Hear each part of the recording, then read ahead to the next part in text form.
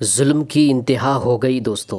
एक cancer patient को तक नहीं छोड़ रहे हैं। जो इंसान जिंदगी का मारा तकलीफ़ों से ज़िंदगी गुजारने वाला, उसको तुम मारते हो, उस पर तुम जुल्म करते हो, उस पर तुम पहलवानी दिखाते हो। जब उसकी बीवी अपने शौहर को बचाने आती है तो तुम उस औरत पर भी हाथ उठाते हो। तुम कैसे मर्द हो जो एक औरत पर हाथ उठाते हो, एक कमज़ोर को मारते हो। दोस्तों, चंद्रायन गुट्टा गुलशन इकबाल कॉलोनी में एक मस्जिद है, मस्जिद हस्सा के नाम से। कैंसर पेशेंट मोहम्मद नवीद अली ये मस्जिद हस्सा के केयर टेकर हैं। ये गुज़िश्ता 22 साल से मस्जिद में खिदमत अंजाम दे रहे हैं। इस मस्जिद के इमाम साहब के बेटों ने आज मोहम्मद नवीद अली को बेदर्दी से पीट कर लहूलुहान कर दिया। सीरियस कंडीशन में ये ओवैसी हॉस्पिटल में जेर इलाज है। मोहम्मद नवीद अली की बीवी ने मीडिया से बात करते हुए तमाम तफसीलात बताई। अस्सलामुअलैकुम, मैं गुलशन इकबाल कॉलोनी में मस्जिद हस्सा के अंदर रहते हैं हम लोग।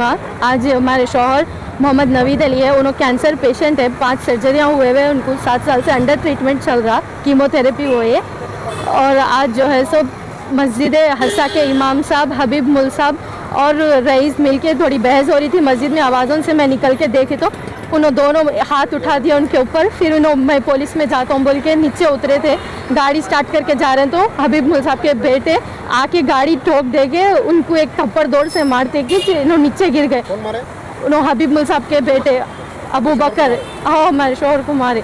फिर उसके बाद मैं बचाने गई तो उनका दूसरा बेटा हसन आके उधर से भौड़ बोल के और दौड़ से मार के मुंह फोड़ दिए, नाक फोड़ दिया, उनके ऑलरेडी यहाँ की हड्डी नहीं है।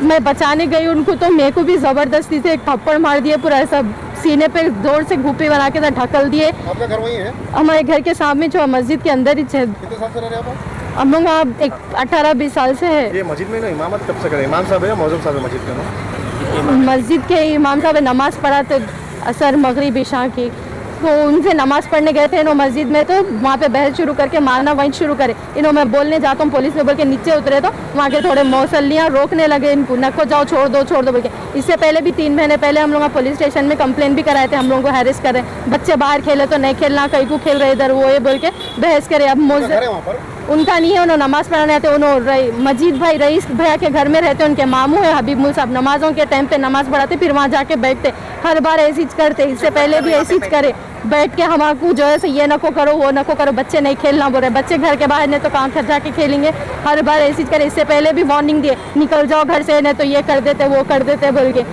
अब उन्होंने कैंसर पेशेंट है, उनको 3-4 महीने पहले पाँव की हड्डी निकाल के यहाँ जबड़े में डाले, असली हड्डी नहीं है, स्क्रू ऑन से फिट करे सो वो मालूम रखते, पर इन्हों कैंसर पेशेंट है, फिर भी उन्होंने आके जोर से मार दिए, ढकल दिए, लातों से भी मारे, यहाँ तक के इन्हों गिर गए, बाद भी आके पीछे से लात से मारे। आपके शौहर कहाँ पर है? हॉस्पिटल में एडमिट है, आईसीयू में, सीरियस कंडीशन है, कुछ भी नहीं बोल रहे, क्या भी नहीं बोल रहे। हॉस्पिटल में? ओवैसी हॉस्पिटल में है। फिर आप कंप्लेंट दी है? जी हाँ दिए, संतोष नगर के पुलिस स्टेशन है। कितने लोगों पे अटैक करे लोग? मैं ही मेरे शौहर के ऊपर, हम दोनों के ऊपर करे। पुलिस आप कंप्लेंट करने गए? अभी तो कंप्लेंट जस्ट करा के निकले, नहीं मालूम कुछ भी। कितने लोग अटैक करे टोटल आप पर? मेरे ऊपर तो 1 जने करे और इनके ऊपर 2 जने 3 जने एक साथ आ गए थे। कुछ नाम वगैरह मालूम? नामा नहीं मालूम, मैं पहली बार देखी। तो कैमरे हैं वहाँ पर? हाँ, कैमरे में पूरा रिकॉर्डिंग हुआ सो है।